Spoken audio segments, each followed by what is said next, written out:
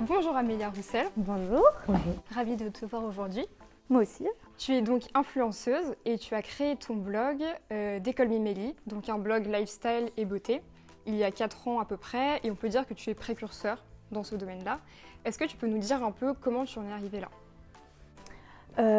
Comment je suis arrivée là? À la base, j'étais pas partie du tout pour faire ce métier-là. J'étais dans le marketing. Et moi, il se trouvait que je faisais travailler les blogueuses quand j'étais chez Ralph Lauren. Donc j'étais de l'autre côté.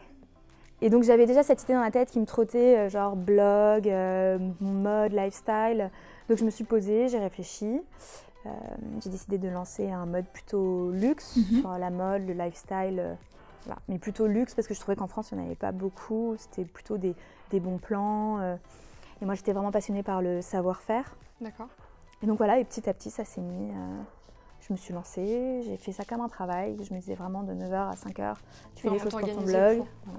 Et sinon, tu as débuté donc vraiment lors de l'émergence du digital. Est-ce qu'aujourd'hui, pour toi, justement, le métier a changé? Est-ce que tu pourrais nous dire quel regard tu as sur ce métier aujourd'hui? Alors oui, ça a changé parce qu'au début, les gens ils faisaient ça vraiment par passion. Ouais. Donc même moi, quand je me suis lancée il y a 5 ans, il y avait déjà cet attrait pour ce métier plus que par passion.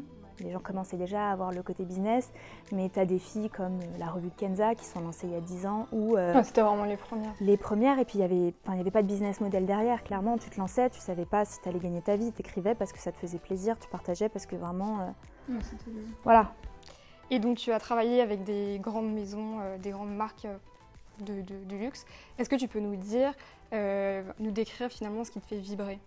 Rencontrer, moi j'aime le storytelling, c'est beaucoup du marketing aussi, mais tu vas aller dans les ateliers, je suis déjà allée dans les ateliers de Brunello Cucinelli ou Pomellato à Milan, et c'est des moments comme ça qui sont des moments un peu incroyables. J'avais rencontré Christian Lacroix, il avait fait une collaboration avec Obad, donc tu vois, complètement différent, mais de rencontrer des gens que tu n'aurais pas eu la chance de rencontrer.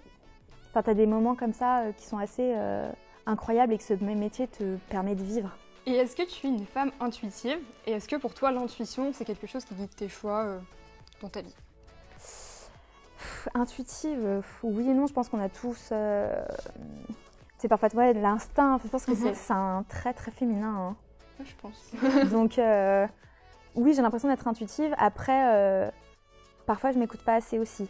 Tu sais, parfois, je sais pas si vous avez déjà eu ça, genre le petit nœud dans le ventre où tu sais pas pourquoi, mais tu as le nœud genre de pas bon signe et tu y vas quand même. Ouais. Et tu te dis, ah.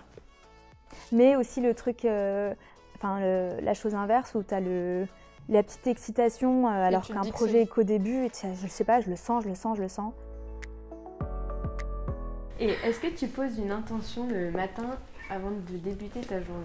Oui, je crois au fait que tu peux, dans le positif comme dans le négatif, attirer les choses.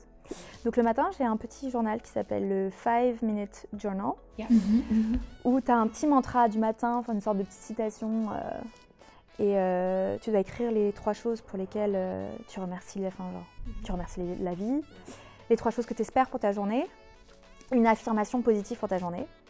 Et le soir, tu dois écrire les 3 choses qui sont bien passées dans ta journée, et les 2 choses que tu aurais aimé changer. Est-ce que tu as un prochain rêve à réaliser? Alors oui, je me dirige là vers la comédie, donc on verra.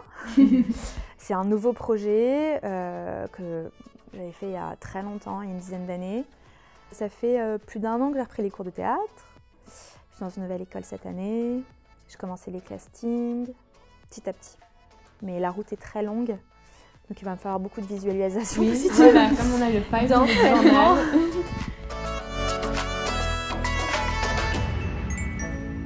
Est-ce que tu te sens connectée?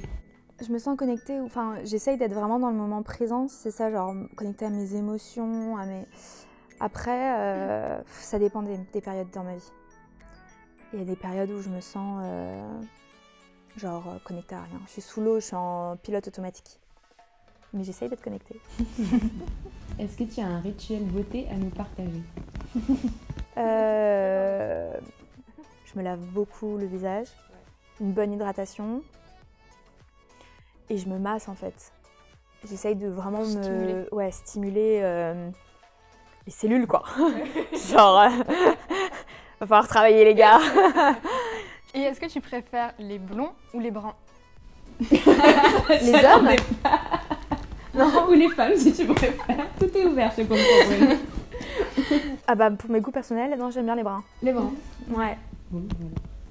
Tout est dit. Ben, merci beaucoup. Merci beaucoup, Amélia.